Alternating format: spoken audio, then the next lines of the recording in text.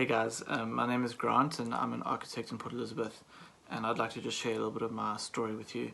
I grew up in what I think many would describe and relate to as a Christian home. We went to church every now and again, not extremely regularly, and I suppose we went through phases. We moved around a lot, but my parents read us Bible stories growing up, and definitely grew up with the sense that I'm a Christian, and if you'd asked me, I would have told you I'm a Christian, and I knew a fair amount about God and Jesus, and specifically I knew that Jesus had died for me, for my sins to be forgiven, but I didn't know how I should respond to that. I didn't know that I needed to respond at all. I just knew kind of that as long as I believed in Jesus, that Jesus was God and that He died for my sin, and as long as I sort of tried to be a good person and went to church now and again, Christmas and Easter kind of thing, or a bit more than that, that I'd be alright in the end. And it's not necessarily true, and I realized that later in life. But then going into high school, I went to boarding school, away from my parents, and I felt like I had a very strong sort of moral compass, an idea of right and wrong, what I should do, what I shouldn't do. But the thing with good or right or morality, if there's no authority to define it, it really just becomes up to the person. And for me, I didn't really know what the Bible said. I hadn't read it much, and so I didn't really have an idea of what was right and what was wrong, what I should do, what I shouldn't do. I had some idea that I think it was kind of just developed in my own mind and from what people had told me. But as a teenager guy, you get, and being in a hostile environment or even just a high school environment, there's different influences, and I started to compromise on sort of my values and my ideas of right and wrong. And in university, it just got worse, being exposed to partying and drinking and sexual immorality, sexual impurity, and smoking, those sorts of things.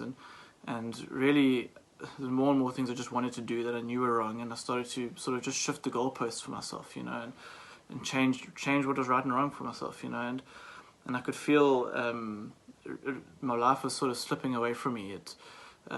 What I felt was right, I wasn't doing the things that I knew were right, and I was doing the things that I knew were wrong, but I couldn't help myself, and really I got desperate, I think, at one point, but I couldn't stop. There was a crying out in my heart, I think, for God, but I didn't know how to find Him. I wanted Him. I needed help, but I didn't know what to do. And I remember a turning point for me, a huge turning point in my life. I had a flatmate who was a Christian and actually a childhood friend of mine.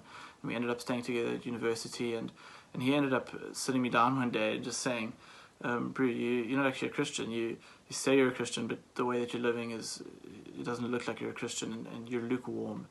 And at the same time, there was a group of Christians meeting in like a church group upstairs from where I lived, and so they would often invite me to visit, and I never really did.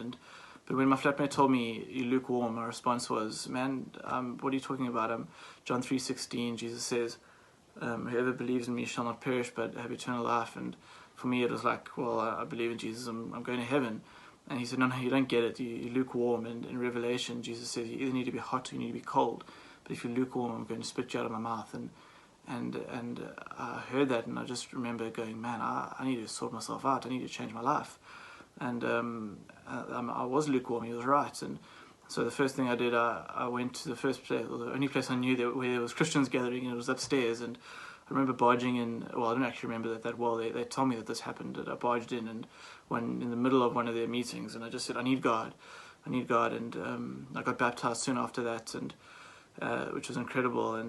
But even if I think back now, like the time, even that time period, and before that, before I got saved, before I gave my life to Jesus, got born again, kind of feels like my life was, like, my memories are a bit blurry. My life felt aimless and purposeless, but it feels like now I can see clearly. And I remember how I used to be obnoxious and opinionated before I was saved, and now God's made me bold in sharing His word, and not necessarily just my own opinions. And I remember I used to break people down with my words, and I know God's called me to build. He's given me a purpose.